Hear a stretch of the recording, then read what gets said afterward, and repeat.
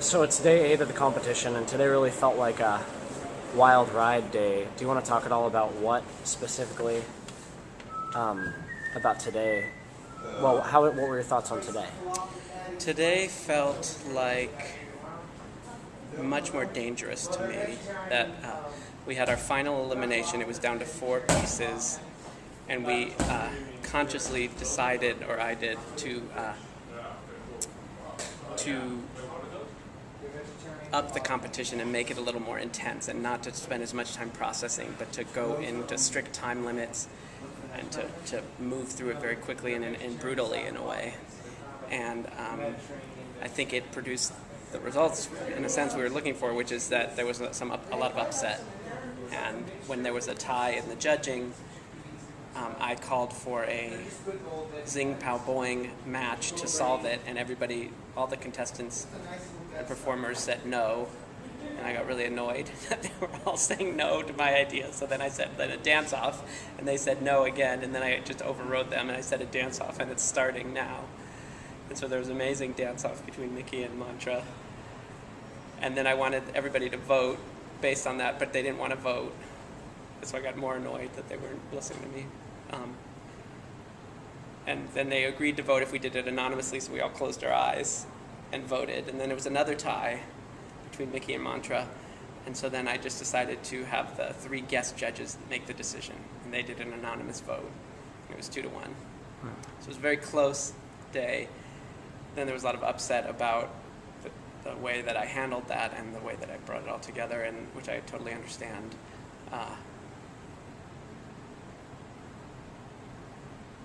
But I don't feel like I would necessarily have done today differently. I think it was really good. It taught me a lot.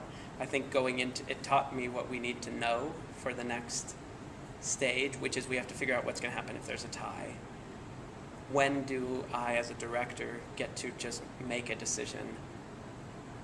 And what does everybody do if they really don't like it? How do they veto it?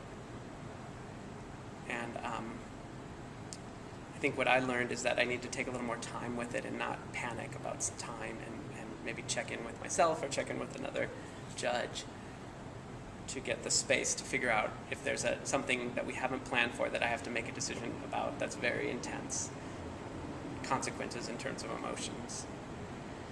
So it just felt intense, and I just blew up at Mantra over something that was bothering me, but about her coming late to all the calls. When I call everybody over, she's often late, and she has gotten better about it, but I still get annoyed about it when she's futzing with her cell phone when I call everyone over, and so I called her out in front of the whole group. I think maybe that was my own built-up stress and kind of overload of emotion, and that's who I tend to take it out on. If I can take it out on someone as Mantra, I feel very comfortable getting mad at her, and we have a long history of that, and we could process it well. And so she's we had a good process about it afterwards. But I think what that pointed out to me is that I'm feeling kind of raw and on the edge a little bit. That what I realize I'm competing against here is a lot of less wise states of mind. I'm competing against wanting the part of myself that wants everyone to like me, that wants people not to be upset with me, that wants to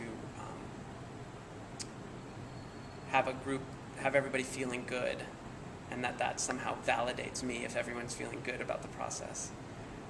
And I feel like I'm competing against that part of myself to make a piece that feels true.